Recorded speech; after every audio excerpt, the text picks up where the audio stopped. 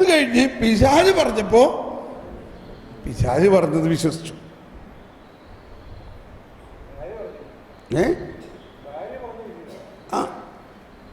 ഭാര്യ പറഞ്ഞു, നമ്മൾ സ്ക്രിപ്ചറായിട്ട് പോകുമ്പോൾ ആദമാണ് റെസ്പോൺസിബിലിറ്റി. അപ്പം നിങ്ങളുടെ ഭാര്യ എന്ത് പറഞ്ഞെന്നൊന്നും ആരും ചോദിക്കാൻ പോണില്ല, നിങ്ങളാണ് റെസ്പോൺസിബിലിറ്റി അല്ലേ? ഓക്കെ. അപ്പോൾ അബ്രാഹത്തിന് കൊടുത്ത ആ വിശ്വാസം ആദത്തിന് നഷ്ടപ്പെട്ട ആ വിശ്വാസമാണ് ഇവിടെ അബ്രാഹത്തിന് കർത്താവ് കൊടുക്കുന്നത്. ഇനി ഈ അബ്രാഹത്തിലൂടെയാണ് വിശ്വാസം പ്രപഞ്ചത്തിൽ ഡിസ്ട്രിബ്യൂട്ട് ചെയ്യാൻ പോകുന്നത്. ഡിസ്ട്രിബ്യൂഷൻ, എക്കോണമി ഓഫ് സാൽവേഷൻ എന്ന് പറയും. എക്കോണമി ഓഫ് ഫെയ്ത്ത് എന്ന് പറഞ്ഞാൽ മനസ്സിലാക്കാൻ എളുപ്പം. Economy of distribution of petrol, അല്ലെങ്കിൽ എക്കോണമി ഓഫ് റേഷൻ കട. ഇവിടെ റേഷൻ കടയ്ക്കില്ലേ? ഇല്ലേ? റേഷൻ കട എന്നല്ലേ പറയണേ. അപ്പോൾ റേഷൻ കട എന്താണ്? It is N economy of distribution. Petrol pump എന്ന് പറഞ്ഞാൽ എന്താണ്? It's an economy of distributing petrol. എന്ന പോലെ economy of distribution of the faith. അതങ്ങ് മാറ്റി വെച്ചോ. നമ്മൾക്ക് ഇന്ന് ലഭിച്ചിരിക്കുന്ന ഈ വിശ്വാസം അബ്രാഹത്തിന് ദാനമായി കൊടുത്തിട്ട് അബ്രാഹത്തിലൂടെ നമ്മളിലേക്ക് എക്കോണമൈസ് ചെയ്തിരിക്കുകയാണ്. ഒന്ന് സ്തുതിക്കാം. യേശുവേ സ്തോത്രം. Hallelujah, hallelujah. ഓ പരിശുദ്ധാത്മാവേ,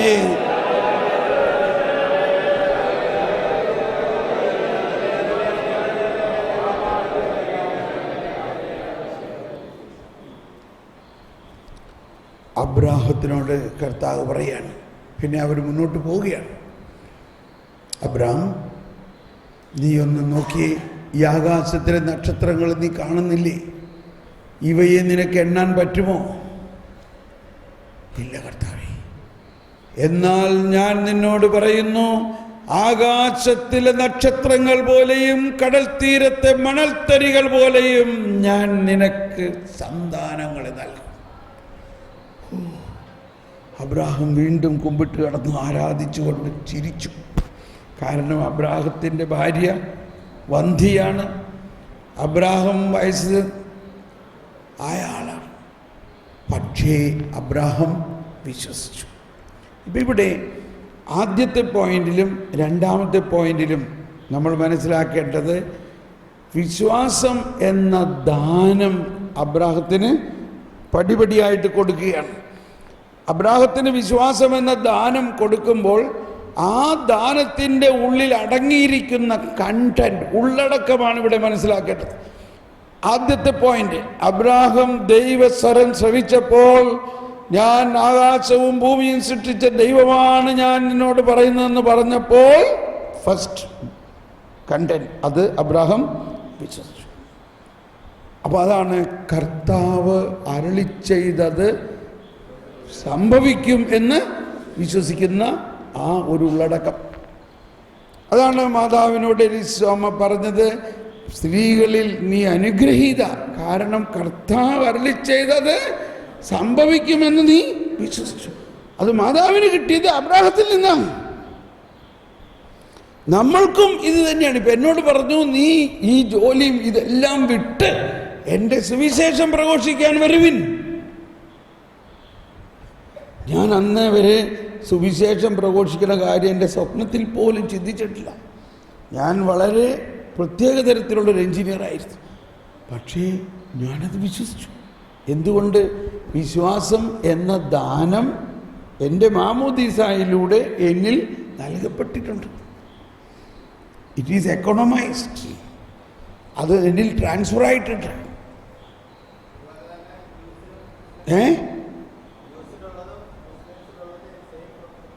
അതന്നെ യഹൂദരിലും ഇത് തന്നെയാണല്ലോ. ഇനി നമ്മൾ മനസ്സിലാക്കണം അതിൻ്റെ ഡെവലപ്മെൻറ്റുകൾ.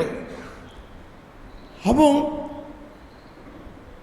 അബ്രാഹത്തിന് കിട്ടിയ വിശ്വാസത്തിൻ്റെ ആദ്യത്തെ കണ്ടന്റ്, ഉള്ളടക്കമാണ് ദൈവം സംസാരിക്കുന്നത് കേൾക്കുവാനും കേൾക്കുന്നത് വിശ്വസിക്കാനും. രണ്ടാമത്തെ ഉള്ളടക്കം അതിന് റെസ്പോണ്ട് ചെയ്യാനും, അത് കേട്ടു എന്നിട്ട് അതനുസരിച്ച് പ്രവൃത്തിയിലേക്ക് ഇറങ്ങാൻ. അത് അബ്രാഹത്തിൻ്റെ കഴിവൊന്നുമല്ല, ദൈവം കൊടുത്ത ആ വിശ്വാസത്തിൻ്റെ ഉള്ളടക്കത്തിലുള്ള കൃപയാണ്, അല്ലെങ്കിൽ ഉള്ളടക്കമാണത്. ഇനി മൂന്നാമത് അബ്രാഹത്തിന് അടുത്ത ഡെവലപ്മെൻറ്റിലേക്ക് വരികയാണ്.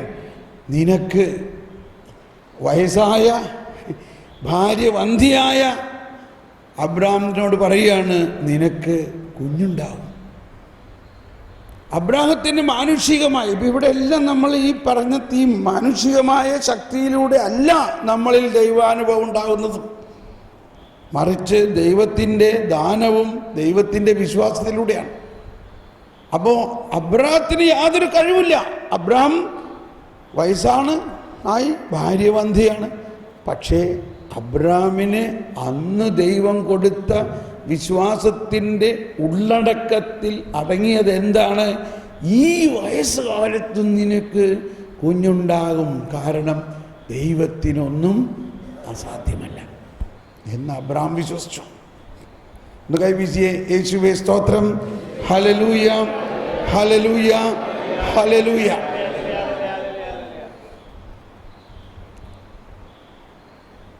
അബ്രഹാം വിശ്വസിച്ചു. പക്ഷേ പിന്നെ ഒരുപാട് സംഭവങ്ങളൊക്കെ ഉണ്ടായി. അതെല്ലാം ഇതുപോലെ നമ്മൾ കാണണം. അതെല്ലാം ഇതിൻ്റെ ദൈവപരിപാലനയുടെ ഭാഗമാണ്. അങ്ങനെ ഇരിക്കെ സാറായി കൂടുതൽ വയസ്സായി. ഇത് പറഞ്ഞിട്ട് കുറേ നാളായി, പക്ഷേ കുഞ്ഞ് വരുന്നില്ല.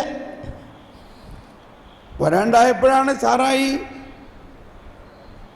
ഹാഗാറിനെ ആയിട്ട് കുഞ്ഞുണ്ടാകാനുള്ള ഇത് നടത്തി. അങ്ങനെ ഹാഗാറിൽ കുഞ്ഞുണ്ടായത്. അതും എല്ലാം ദൈവപരിപാലനയുടെ ഭാഗമായിരുന്നു. അതിനുശേഷം സാറായിക്ക് വയസ്സായി എന്ന് പറഞ്ഞാൽ എന്താ അർത്ഥം? വയസ്സായി എന്ന് പറഞ്ഞാൽ എന്താ അർത്ഥം? സാറായി മെനോപ്പസിലേക്ക് കയറി. അതായത് അവളുടെ മെനസ്ട്രേഷൻ പീരീഡ് നിലച്ചു. ഒരു സ്ത്രീയുടെ മെനസ്ട്രേഷൻ പീരീഡ് നിന്നാൽ അവളുടെ ഓവറിയിൽ നിന്നും പിന്നെ അണ്ഡം ഉൽപ്പാദിക്കപ്പെടുന്നുമില്ല, ഇല്ലേ? മനസ്സിലായല്ലോ? ആ അവസ്ഥയിൽ ആ സ്ത്രീ ഗർഭിണിയാവോ? ഒരു കാരണവശാലും ആ സ്ത്രീ ഗർഭിണി ആവില്ല. കർത്താവ് കാത്തിരുന്നത് ഇതിനു വേണ്ടിയായിരുന്നു. അവള് നാച്ചുറലായിട്ടുള്ള മെനോപ്പസിലേക്ക് പ്രവേശിച്ചിട്ട് വേണം അവൾക്ക് കുഞ്ഞുണ്ടാക്കാൻ. എന്നാലല്ലേ അത് കർത്താവിൻ്റെ പ്രവർത്തനമാണെന്ന് അന്നും ഇന്നും നമുക്ക് മനസ്സിലാവുള്ളൂ. ഇപ്പോൾ ഇവിടെ മറിയത്തിനെ മനസ്സിലാക്കണം. മറിയത്തിനോട് പറയുകയാണ്, വേറൊരു ഭാഷ ഉപയോഗിക്കണം, ഒരു പുരുഷ ബീജമില്ലാതെ നീ ഗർഭിണിയാകും. ദൈവത്തിനൊന്നും അസാധ്യമല്ല, ഞാൻ വിശ്വസിക്കുന്നു. ഇതാ കർത്താവിൻ്റെ ദാസി. അതായത് മറിയത്തിൻ്റെ ഓവറി ഉണ്ടായിരുന്നു, എഗ് ഉണ്ടായിരുന്നു, പക്ഷെ എന്തുണ്ടായില്ല? പുരുഷ ബീജമില്ല. അപ്പൊ പുരുഷ ബീജമില്ലാതെ എഗ് മാത്രം കൊണ്ട് കുഞ്ഞുണ്ടാവുമോ? അപ്പൊ അവിടെ ദൈവത്തിൻ്റെ സൃഷ്ടാവായ ദൈവത്തിൻ്റെ മഹത്തായ പ്രവർത്തനമാണ് മറിയത്തിൽ വചനം മാംസമായി എന്നതിന് നമ്മൾക്ക് പ്രബോധനങ്ങളെല്ലാം ഉണ്ട്. പക്ഷേ ഏതാണ്ട് അതുപോലെ തന്നെയല്ലേ അവിടെ സാറായിൽ നടന്നത്? സാറായിൽ ഒരുപക്ഷെ സാറായിൽ മെനസ്ട്രേഷൻ പീരീഡ് കഴിഞ്ഞു, അവളുടെ ഗർഭം ഉണങ്ങി, വരണ്ടു. ആ ഉണങ്ങിയ ഗർഭത്തിൽ കുഞ്ഞുണ്ടാകും. ദൈവം പറഞ്ഞു, അടുത്ത വർഷം ഈ സമയത്ത് നീ ഗർഭിണിയാകും. അപ്പം അതുവരെ ദൈവം നോക്കിയിരുന്നത് ഇവളുടെ ഗർഭം വരളാൻ വേണ്ടിയാണ്. ഇവിടെയാണ് രക്ഷാകര പദ്ധതിയുടെ ആ ദൈവീക മുൻകൈയെടുക്കലിൻ്റെ ഏറ്റവും പ്രധാന ഒരു സംഭവം. ഉണങ്ങിയ ഗർഭത്തിൽ, ഒരു സ്ത്രീയുടെ വരണ്ട ഗർഭത്തിൽ, അപ്പോൾ എഗ്ഗില്ലെങ്കിൽ പിന്നെ ഈവൻ വയസ്സായ അബ്രഹാം അവളുമായിട്ടൊരു സെക്ഷൽ ഇൻ്റർകോഴ്സ് ചെയ്താൽ തന്നെയും അതിലൂടെ അല്ലല്ലോ കുഞ്ഞുണ്ടാവുന്നത്. മനസ്സിലാവുന്നുണ്ടോ? ഒന്ന് കൈവീശി കാണിച്ച് യേശുവേ സ്തോത്രം, ഹല്ലേലൂയ. അപ്പോൾ അബ്രഹാം ഇവള് മെനോപ്പസിലായി കഴിഞ്ഞിട്ട് കർത്താവ് പറയാണ്, നിന്റെ ഭാര്യ ഗർഭം ധരിക്കും. അപ്പൊ ഇതിനിടയ്ക്ക് ഇവരുടെ എല്ലാം ഒരു പേര് മാറ്റം. ഇനിമേൽ നിന്റെ പേര് അബ്രഹാം എന്നല്ല, അബ്രാഹം എന്നായിരിക്കും. ഇനിമേൽ നിന്റെ പേര് സാറായി എന്നല്ല, സാറായി. ഇവിടെ വേറൊരു ട്രാക്ക് പോണത്, ഇവരെല്ലാം പുതിയ സൃഷ്ടിയാകുന്നുണ്ടോ? അപ്പോൾ എന്ന് പറഞ്ഞാൽ നമ്മൾ മാമോദീസായിൽ സ്വീകരിച്ച പോലെ നമ്മൾ ക്രിസ്ത്യനായി, നമ്മൾ പേരും ഇട്ടു, നമുക്കൊരു പേരായി. അവരുടെ പഴയ പേര് മാറ്റി പുതിയ പേര്, അവരുടെ പേര് മാറ്റി. ഇതെല്ലാം നമുക്ക് പഴയ നിയമത്തിൽ കാണാം. ഇപ്പോൾ ഞാൻ നിന്നെ പേര് ചൊല്ലി വിളിച്ചിരിക്കുന്നു, യാക്കോബേ, ഞാൻ നിന്നെ പേര് ചൊല്ലി വിളിച്ചിരിക്കുന്നു, ഇസ്രായേലേ. അപ്പൊ എന്താണ് യാക്കോബിനോട് പേര് ചൊല്ലി വിളിച്ചത്? ഇനിമേൽ നിന്റെ പേര് യാക്കോബ് എന്നല്ല, ഇനിമേൽ നിന്റെ പേര് ഇസ്രായേൽ എന്നാണ്. അതെല്ലാം ഇങ്ങനെ ഒരു വീണ്ടും ജനനത്തിൻ്റെ അവസ്ഥയാണ്. ഇനി നമുക്ക് കാണാം, പെട്ടെന്ന് ഞാനൊരു പഴയ നിയമത്തിൽ ഒരുപാട് വന്ധ്യകളായ അമ്മമാരെ നമുക്ക് കാണാമില്ലേ? ഇപ്പം ശാമുവേൽ പ്രവാചകന്റെ അമ്മ ഇല്ലേ, അന്ന വന്ധ്യയായിരുന്നു എന്ന് മാത്രമല്ല, അന്ന വന്ധ്യയായിരുന്നതിൻ്റെ പേരിൽ, അപ്പോൾ ഒരു വന്ധ്യ എന്ന് പറഞ്ഞാൽ വലിയ അവഹേളനത്തിൻ്റെ ഒരു അവസ്ഥയാണ്. ഭയാനകമായ അവഹേളനമാണ്, ശാപമാണെന്നും പറയും. അവരെ എല്ലാവരും തിരസ്കരിക്കുന്ന അവസ്ഥയിൽ അവളോട് കർത്താവ് പറയുകയാണ്, നീ ഗർഭിണിയാകും, നിനക്ക് ഞാൻ കുഞ്ഞു തരും, നീ അവനെ ഇന്നിൻ്റെ മാതിരി ചെയ്യണം. കണ്ടോ? അങ്ങനെ സാമുവൽ ഉണ്ടായി. അപ്പം ഇവിടെയെല്ലാം നമ്മൾ മനസ്സിലാക്കേണ്ടത് ദൈവത്തിൻ്റെ ആ വരവ്.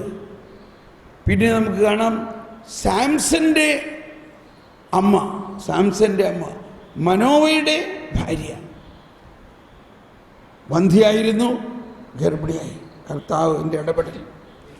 പിന്നെ നമുക്ക് കാണാം എലീശാമ്മ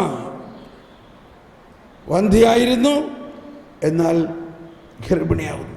അപ്പോൾ ഇവിടെ എല്ലാം ഈ മൂന്ന് സംഭവങ്ങളും ഈ നൊയമ്പ് കാലത്തെ വായനയിലുള്ളതാണ്. എന്തിനാണ് ആ നൊയമ്പ് കാലത്തെ വായനയിൽ അത് വച്ചിരിക്കുന്നത്? ഈ രക്ഷയുടെ വരവ്, രക്ഷകൻ്റെ വരവ് ഒരു മാനുഷികമായ ശക്തിയിലൂടെ അല്ല രക്ഷ വരുന്നത്, വിശ്വാസം വരുന്നത്. അപ്പം ഇവരെല്ലാം ദൈവം അത് പറഞ്ഞപ്പോൾ വിശ്വസിക്കുകയും അത് സംഭവിക്കുകയും ചെയ്യാം. മാത്രമല്ല, ഈ പഴയ നിയമത്തിൻ്റെ ഒരു വന്ധ്യത, പഴയ നിയമത്തിലുണ്ടായിരുന്ന ഒരു വന്ധ്യത ദൈവത്തിൻ്റെ ഇടപെടലിലൂടെ അവസാനിക്കുകയാണ്. അങ്ങനെ അബ്രാം, അങ്ങനെ സാറായി ഗർഭിണിയായി. അപ്പോൾ ഇവിടെയാണ് വിശ്വാസത്തിൻ്റെ ഉച്ചകോടി അനുഭവമാണ്. സാറായി ഒരു മെനസ്ട്രേഷൻ പോലും ഇല്ലാതിരിക്കുന്ന ഉണങ്ങിയ ഗർഭത്തിൽ കുഞ്ഞുണ്ടാകുമെന്ന് പറഞ്ഞപ്പോൾ വിശ്വസിക്കാൻ സാധിച്ച ആ അബ്രാഹത്തിൻ്റെ വിശ്വാസമാണ് വിശ്വാസത്തിൻ്റെ ഉള്ളടക്കത്തിൻ്റെ ഒരു പ്രധാന കണ്ണി. ഒന്ന് സ്തുതിച്ചേ, കർത്താവേ നന്ദി, യേശുവേ നന്ദി, കർത്താവേ നന്ദി, പരിശുദ്ധാത്മാവേ നന്ദി. ഓ പരിശുദ്ധാത്മാവേ, ഹല്ലേലൂയ, ഹല്ലേലൂയ, ഹല്ലേലൂയ. ആ വിശ്വാസം ഞങ്ങളിൽ തുറക്കണമേ, ആ വിശ്വാസം ഞങ്ങളിൽ തുറക്കണമേ. ആ വിശ്വാസം ഞങ്ങളിലേക്ക് കൈമാറ്റപ്പെട്ടിരിക്കുന്നു. Price the Lord. ഇനി ഇത്തിരി പെട്ടെന്ന് വേഗം പോകാൻ പോവാണ്, സമയം കഴിഞ്ഞ് നമ്മുടെ. അങ്ങനെ ഉണ്ണി പിറന്നു, ഇസ്ഹാക്ക് പിറന്നു. ഇസ്ഹാക്കിനെ വയസ്സുകാലത്ത് കിട്ടിയ, ഈ അവസ്ഥയിൽ കിട്ടിയ കുഞ്ഞായതിൻ്റെ പേരിൽ എന്തോ ഒരു വാത്സല്യവും സ്നേഹവുമാണ്. അങ്ങനെ ആ വാത്സല്യവും സ്നേഹത്തിൻ്റെയും അനുഭവത്തിൻ്റെ സന്തോഷത്തിലിരിക്കെ കർത്താവ് പറയുകയാണ്, അബ്രഹാം, കർത്താവേ, ഇതാ ഞാൻ. അബ്രഹാം, നീ സ്നേഹിക്കുന്ന നിന്റെ ഏകമകനെ എനിക്കായി ദഹനബലി അർപ്പിക്കുക. ആദ്യം ഒരു ഷോക്ക് അടിക്കണ മാതിരിയാണ്, പക്ഷെ പെട്ടെന്ന് റിക്കവറായി. Yes Lord. മോറിയ പർവ്വതത്തിൻ്റെ മുകളിൽ കൊണ്ടുപോയി അവനെ ദഹനബലി അർപ്പിക്കണം.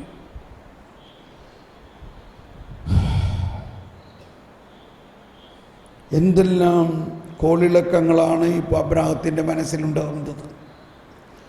അബ്രാഹത്തിൻ്റെ മനസ്സിൽ വരുന്നത്, കർത്താവ് തന്നെയാണ് പറഞ്ഞിട്ടുള്ളത്, നിന്റെ സന്തതിയിൽ നിന്നും ആകാശത്തിലെ നക്ഷത്രങ്ങളെ പോലെ ഞാൻ മക്കളെ തരും.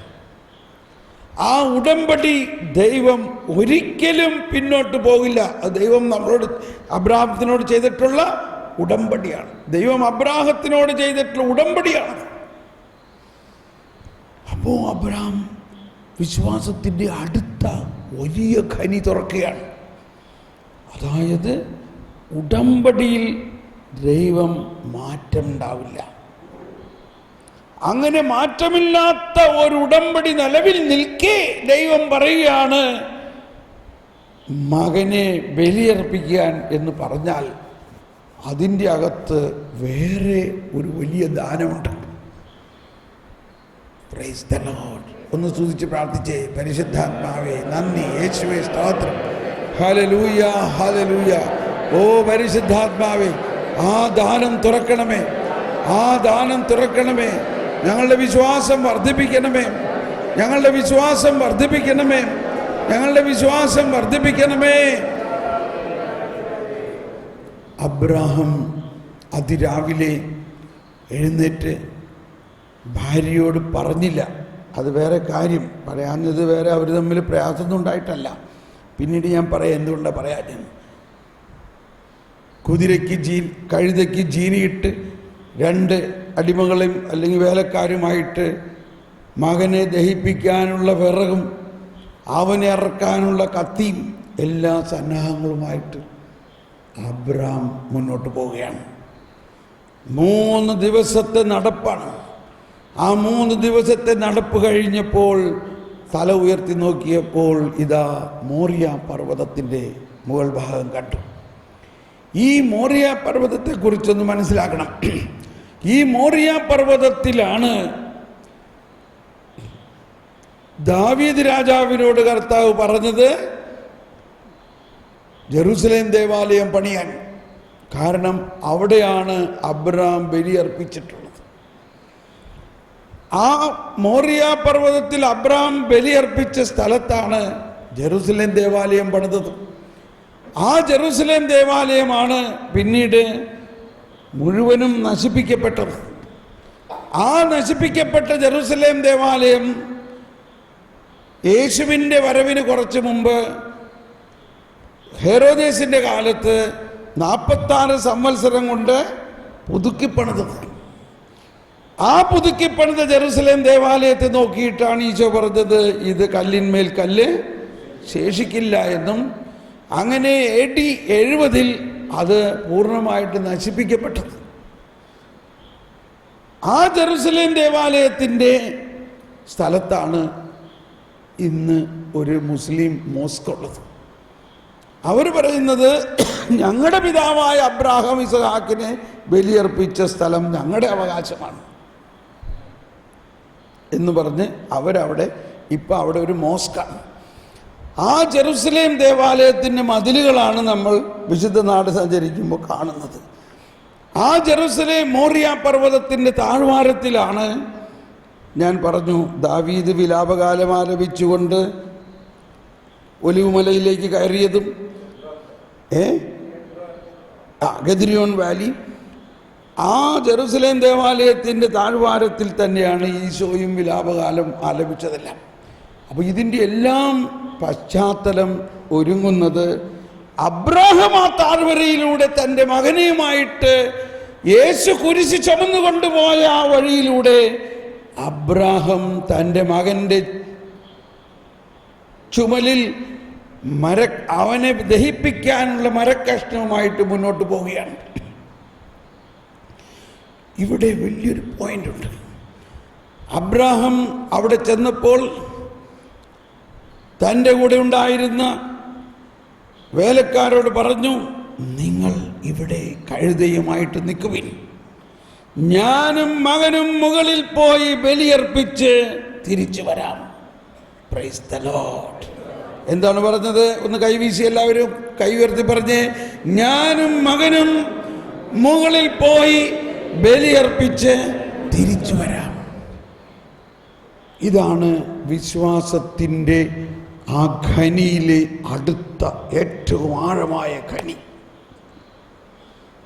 എന്ത് ബോധ്യത്തിലാണ് അബ്രാഹാം അങ്ങനെ പറഞ്ഞത്? തീർച്ചയായിട്ടും അബ്രാഹാം പറഞ്ഞത് ഞാനും മകനും തിരിച്ചു വരുന്നു തന്നെയാ പറഞ്ഞതല്ലേ? അല്ലേ? എന്ത് ബോധ്യത്തിലാണത് പറഞ്ഞത്? ഇവിടെയാണ് വിശ്വാസത്തിൻ്റെ ഉച്ചകോടി. അബ്രാഹാം അത് പറയാൻ കാരണം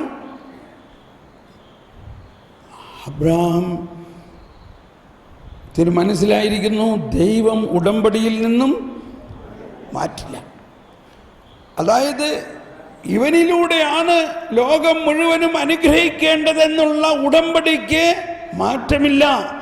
എന്നാൽ ആ കർത്താവ് തന്നെ ഇപ്പോൾ പറയുകയാണ്, നിന്റെ മകനെ എനിക്ക് ദഹനബലി അർപ്പിക്കുക എന്ന് പറയുമ്പോൾ അബ്രാഹത്തിന് ദൈവം കൊടുത്ത വിശ്വാസത്തിൻ്റെ ഉള്ളടക്കത്തിലെ ഒരു പ്രധാന സംഭവം ഇതാണ്. ദൈവത്തിന് മരിച്ചവരിൽ നിന്ന് പോലും മനുഷ്യനെ ഉയർപ്പിക്കാൻ കഴിവുണ്ടെന്നുള്ള വിശ്വാസം അബ്രാഹത്തിന് അപ്പോൾ കൊടുത്തു. അതാണ് എബ്രായ ലേഖനം 11-ാം അധ്യായം 19 പറയുന്നത്. എബ്രായർ 11:17 മുതൽ 19 പറയുന്നത് ഇതാണ്: ദൈവം വാഗ്ദാനം ചെയ്തിരുന്നത് മാറ്റമുണ്ടാകില്ല എന്നും തൻ്റെ മകനെ ബലിയർപ്പിക്കാൻ പറഞ്ഞപ്പോൾ, അതൊന്ന് വായിച്ചേക്കാം. എബ്രായർ 11 വിശ്വാസത്തിനെ കുറിച്ചുള്ള അധ്യായത്തിൽ 19 വചനം. വിശ്വാസം മൂലമാണ് 17 മുതൽ വായിക്കുകയാണ്. പരീക്ഷിക്കപ്പെട്ടപ്പോൾ അബ്രാഹാം ഇസഹാക്കിന് സമർപ്പിച്ചത്. ഇസഹാക്കിലൂടെ നിന്റെ സന്തതി വിളിക്കപ്പെടുമെന്നും എന്ന വാഗ്ദാനം സ്വീകരിച്ചിരുന്നിട്ടും അവൻ തൻ്റെ ഏകപുത്രനെ ബലിയർപ്പിക്കാൻ ഒരുങ്ങി. എല്ലാവരും ഏറ്റു പറഞ്ഞുകൊണ്ട്, മരിച്ചവരിൽ നിന്ന് മനുഷ്യരെ ഉയർപ്പിക്കാൻ പോലും ദൈവത്തിന് കഴിയുമെന്ന് അവൻ വിശ്വസിച്ചു. Price the Lord. മരിച്ചവരിൽ നിന്ന് പോലും, എല്ലാവരും മരിച്ചവരിൽ നിന്ന് പോലും മനുഷ്യരെ ഉയർപ്പിക്കാൻ ദൈവത്തിന് കഴിയുമെന്ന് അവൻ വിശ്വസിച്ചു. അപ്പോൾ ഇതാണ് അബ്രാഹത്തിന് കൊടുത്ത വിശ്വാസത്തിൻ്റെ മറ്റൊരു ഘടകം. ആ വിശ്വാസമാണ് നമ്മുടെ വിശ്വാസ പ്രമാണത്തിൽ നമ്മൾ ഏറ്റുപറയുന്നത്. ശരീരത്തിൻ്റെ ഉയർപ്പിലും നിത്യമായ ജീവനിലും ഞാൻ വിശ്വസിക്കുന്നു.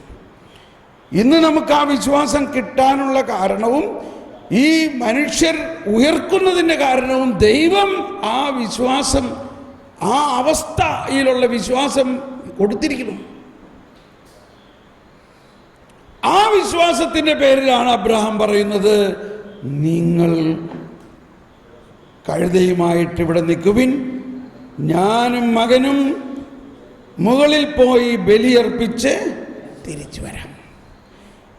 ഇനി അപ്പോൾ ഈ കഴിഞ്ഞ 3 ദിവസം അബ്രാഹാം ചിന്തിച്ചിരുന്നത് മുഴുവനും ഈ ഒരു വിഷയമാണ്. എന്ത് വിഷയമാണ്? കർത്താവ് ഉടമ്പടി ചെയ്തിട്ടുണ്ട്. ആ കർത്താവ് തന്നെ പറയുകയാണ് എൻ്റെ മകനെ ബലിയർപ്പിക്കാൻ. അപ്പോൾ കർത്താവ് പറഞ്ഞിരിക്കണ ആ കർത്താവ് വിശ്വാസം കൊടുത്തുകൊണ്ടിരിക്കുകയാണ്. അവർ വിശ്വാസം കൊടുത്തുകൊണ്ടിരിക്കുകയാണ്. ആ 3 ദിവസം കർത്താവ് ഈശോ മിശിഹായുടെ പീഡാനുഭവവും മരണവും ഉത്ഥാനത്തിൻ്റെയും 3 ദിവസം പോലെയാണ്. അബ്രാഹത്തിൻ്റെ ഹൃദയത്തിൽ അതിശക്തമായ ഉയർപ്പിൻ്റെ അനുഭവം വന്നുകൊണ്ടിരിക്കുകയാണ്. അബ്രാഹം മകനുമായിട്ട് മുകളിലേക്ക് കയറുന്നു. അവിടെ അബ്രാഹത്തിൻ്റെ പരീക്ഷണത്തിൻ്റെ ഓരോ ഘട്ടങ്ങളാണ്. കർത്താവ് ഇങ്ങനെ നോക്കിക്കൊണ്ടിരിക്കുകയാണ്, ഇവൻ എന്താ ചെയ്യാൻ പോണത്. അതിൻ്റെ ഇടയിൽ ഒരു തോണ്ടൽ കൂടി കൊടുക്കുകയാണ്. ഇസഹാക്ക് ചോദിക്കുകയാണ്, അപ്പച്ച ഈ ബലിയർപ്പിക്കാനുള്ള കത്തിയും അല്ലെങ്കിൽ തീയും വിറവൊക്കെ നമ്മുടെ കയ്യിലുണ്ട്, ബലിയാട് എവിടെ, ബലിവസ്തു എവിടെ?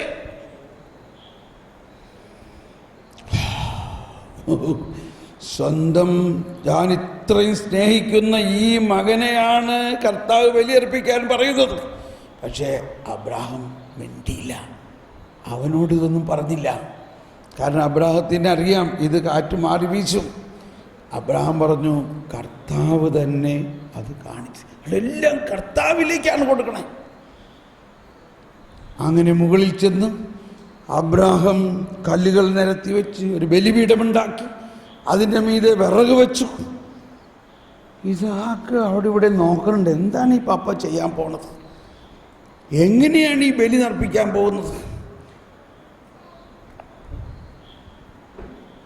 തീയെടുത്ത് അതിൻ്റെ ഒരു മൂലയ്ക്ക് കൊളുത്തി.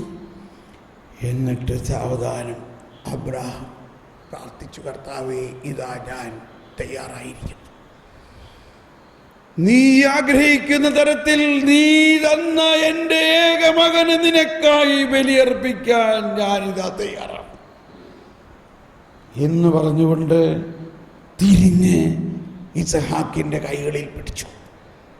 ഇസഹാക്ക് ആകെ അന്താളിച്ചു. അപ്പച്ചൻ എന്താ ചെയ്യാൻ പോകുന്നേ? മോനെ, എടാ മോനെ, ഞാൻ നിന്നെ ഇത്രമാത്രം സ്നേഹിക്കുന്നു, എന്നാൽ നിന്നെ എനിക്ക് തന്ന ദൈവത്തെ ഞാൻ അതിനേക്കാൾ കൂടുതൽ സ്നേഹിക്കണം. ആ ദൈവം പറയുകയാണ്, നിന്നെയാണ് ഞാൻ ബലി അർപ്പിക്കേണ്ടത്.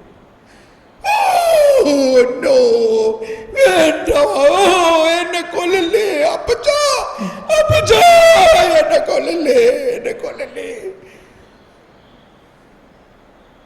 അബ്രാഹത്തിന്റെ ഹൃദയത്തിൽ ഒരു വാള് കയറുമെങ്കിലും അബ്രാഹത്തിന്റെ വിശ്വാസം കർത്താവ് ശക്തിപ്പെടുത്തിക്കൊണ്ടിരിക്കുകയാണ്. ഇല്ല, തളരരുത് നീ. അബ്രാഹം തളർന്നില്ല. അബ്രാഹം പറഞ്ഞു, മോനെ, ഇത് കർത്താവിൻ്റെ ഹിതമാണ്. അപ്പച്ച ഇന്നലെ വരെ അപ്പച്ചൻ പറഞ്ഞു, അല്ലെങ്കിൽ 2-3 ദിവസം മുമ്പ് വരെ അപ്പച്ചൻ പറഞ്ഞു, നിന്നെ എന്നെ ദൈവം തന്ന വലിയ ദാനമാണെന്നും എന്നിലൂടെ ലോകം മുഴുവൻ അനുഗ്രഹിക്കപ്പെടുമെന്നും എന്നിലൂടെ ആകാശത്തിലെ നക്ഷത്രങ്ങളെ പോലെ മക്കളുണ്ടാകുമെന്ന് പറഞ്ഞിട്ട് ഇപ്പൊ എന്താ ഇങ്ങനെ പറയണേ? അപ്പച്ചൻ കേട്ടത് ശരിയാണോ?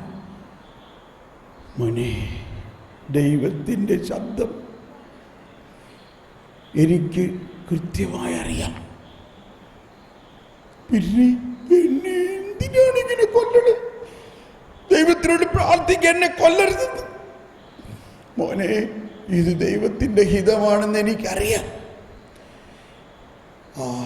ഇസഹാക്ക് കിടന്ന് ഭയങ്കര കരച്ചിട്ട് അവനെന്ത് ചെയ്തിട്ടും സമ്മതിക്കുന്നില്ല.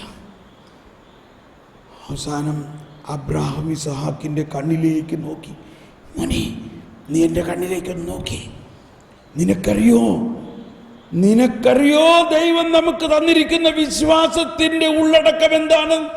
നിനക്കറിയോ നമ്മുടെ ദൈവത്തിൻ്റെ ശക്തി എന്താണെന്ന്? നിനക്കറിയോ നമ്മുടെ ദൈവം മരിച്ചവരെ ഉയർപ്പിക്കാൻ കരുത്തുള്ളവനാണ്.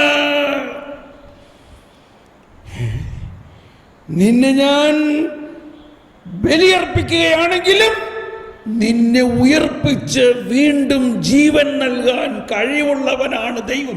അതുകൊണ്ടാണ് ദൈവം എന്നോട് നിന്നെ ബലിയർപ്പിക്കാൻ പറഞ്ഞത്. ദൈവം എന്നോട് ചെയ്തിട്ടുള്ള ഉടമ്പടിക്ക് മാറ്റമുണ്ടാകില്ല. ആ ഉടമ്പടി ദൈവം നടപ്പാക്കാൻ വേണ്ടി നിന്നെ ഉയർപ്പിക്കും. അത്രയ്ക്ക് ശക്തമാണ് ദൈവം നമ്മോട് ചെയ്തിട്ടുള്ള ഉടമ്പടി. ഇത് കേട്ടപ്പോ അബ്രാഹത്തിൽ നിന്നും ആ വിശ്വാസം തൻ്റെ അടുത്ത സന്തതിയിലേക്ക് പകരുകയായിരുന്നു. Praise the lord. Hallelujah, hallelujah. ഇസ്ഹാക്ക് ഇത് കേട്ടപ്പോൾ വിശ്വസിക്കുകയാണ്. വിശ്വാസത്തിൻ്റെ ദാനം. ഇസ്ഹാക്ക് പറഞ്ഞു, യെസ്, നൗ ഐ ബിലീവ്. ഇപ്പം എനിക്ക് മനസ്സിലായി, ദൈവം സർവശക്തനും സർവാധിപനും കർത്താവേ, അങ്ങ് സത്യമായി ഞങ്ങളുടെ ശരീരങ്ങളെ ഉയർപ്പിക്കുന്നവരും ജീവനെ നിത്യം പരിപാലിക്കുന്നവരുമാണെന്ന് വിശ്വസിക്കുന്നു. ഇതാ പച്ച, ഞാൻ തയ്യാറാണ്, എന്നെ ബലിയർപ്പിക്കൂ. ഇതാണ് കർത്താവ് ഈശോ മിശിഹായ തന്നെ പറഞ്ഞിരുന്നത്. അവരെന്നെ കൊല്ലും, എന്നാൽ മൂന്നാം ദിവസം ഞാൻ ഉയർത്തെഴുന്നേൽക്കും. മറ്റാരുടെയും ശക്തിയിലൂടെയല്ല. എന്നെ അവർ കൊല്ലും, എന്നാൽ ആ മരിച്ച എനിക്ക് തന്നെ ഉയർക്കാൻ കഴിവുണ്ട്. മരിച്ച ക്രിസ്തു തന്നെയാണ് ഉയർത്തത്. മരിച്ച ക്രിസ്തുവിൽ ഉയർക്കാനുള്ള ശക്തിയെ നിക്ഷേപിച്ചിരിക്കുന്നു മരിക്കുന്നതിന് മുമ്പ്. Price the Lord. അബ്രാഹാം ഇസ്ഹാക്കിനെ ബന്ധിച്ച് കടത്തി. അബ്രാഹാം ഇസ്ഹാക്കിനെ ബന്ധിച്ച് കടത്തി വീണ്ടും പ്രാർത്ഥിച്ചു, ഇതാ കർത്താവേ, ഞാൻ വിശ്വസിക്കുന്നു നീ മരിച്ചവരെ ഉയർപ്പിക്കാൻ കഴിവുള്ളവരാണെന്നും നീ ഞങ്ങളോട് ചെയ്ത ഉടമ്പടിയിൽ ഒരിക്കലും മാറ്റില്ല എന്ന് ഞാൻ വിശ്വസിക്കുന്നു. അതിനാൽ ഇതാ അരുളി ചെയ്ത പോലെ എൻ്റെ മകനെ ഞാൻ ബലിയർപ്പിക്കുന്നു.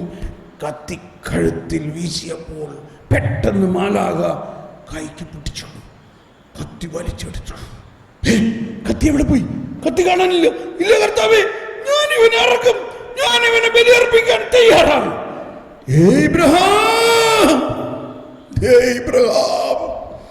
ഇപ്പോൾ എനിക്ക് മനസ്സിലായി നീ എത്രമാത്രം എന്നെ സ്നേഹിക്കുന്നുവെന്ന്.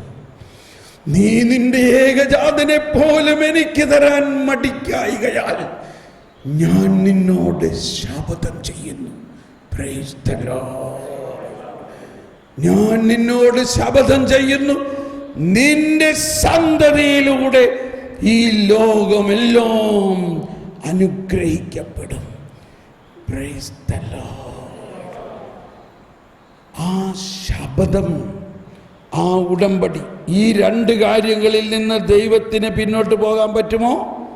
മാറ്റമില്ല.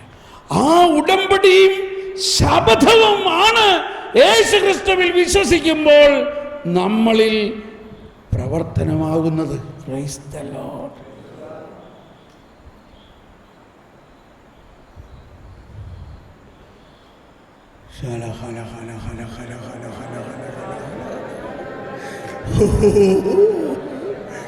ഞങ്ങളുടെ വിശ്വാസം വർദ്ധിപ്പിക്കണം. എല്ലാവരും എഴുന്നേറ്റ് നിന്ന് നമ്മളിപ്പോൾ ഈശോയെ എഴുന്നള്ളിച്ച് വെച്ചുകൊണ്ട് പ്രാർത്ഥിക്കാൻ പോവുകയാണ്. നമുക്ക് എഴുന്നേറ്റ് നിന്ന് സ്വതന്ത്രമായിട്ട് സ്തുതിച്ചുകൊണ്ട് ഈ വിശ്വാസം പൂർണ്ണമായിട്ട് നമ്മളിൽ തുറക്കണമേ എന്ന് സ്തുതിച്ച് പ്രാർത്ഥിക്കാം. ദൈവമേ, അബ്രാഹത്തിന് കൊടുത്ത വിശ്വാസം ശരീരത്തിൻ്റെ ഉയർപ്പിലും നിത്യമായ ജീവിതത്തിനുമുള്ള വിശ്വാസം ഞങ്ങളിൽ തുറക്കുന്നതിന് ഹല്ലേലൂയ, ഹല്ലേലൂയ, ഹല്ലേലൂയ, ഹല്ലേലൂയ. എല്ലാവരും ശബ്ദമുയർത്തി സ്തുതിച്ച് ദാഹിച്ച് പ്രാർത്ഥിക്കുക. ഞങ്ങളുടെ വിശ്വാസം വർദ്ധിപ്പിക്കണമേ, ഞങ്ങളുടെ വിശ്വാസം വർദ്ധിപ്പിക്കണമേ.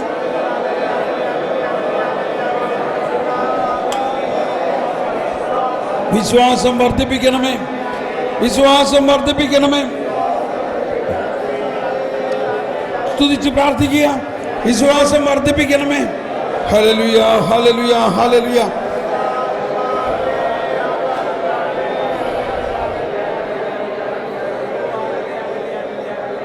Hallelujah, hallelujah, hallelujah, hallelujah, hallelujah, hallelujah.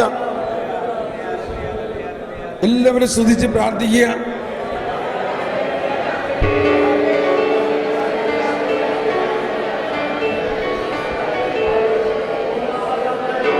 Hallelujah.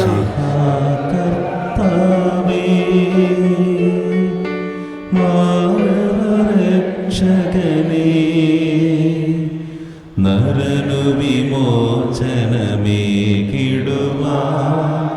നരനായി വന്നു പിറന്നവനേ, മിശിഹാ കർത്താവേ, മാലാഖമാരുത്തു ഞങ്ങൾ പാടിപ്പുകഴ്ത്തുന്നു നിന്നെ, മാലാഖമാരുത്തു ഞങ്ങൾ പാടിപ്പുകഴ്ത്തുന്നു നിന്നെ, പരിശുദ്ധൻ പരിശുദ്ധൻ കർത്താവേ, നീ പരിശുദ്ധൻ പരിശുദ്ധൻ പരിശുദ്ധൻ കർത്താവേ, നീ പരിശുദ്ധൻ, മിശിഹാ കർത്താവേ.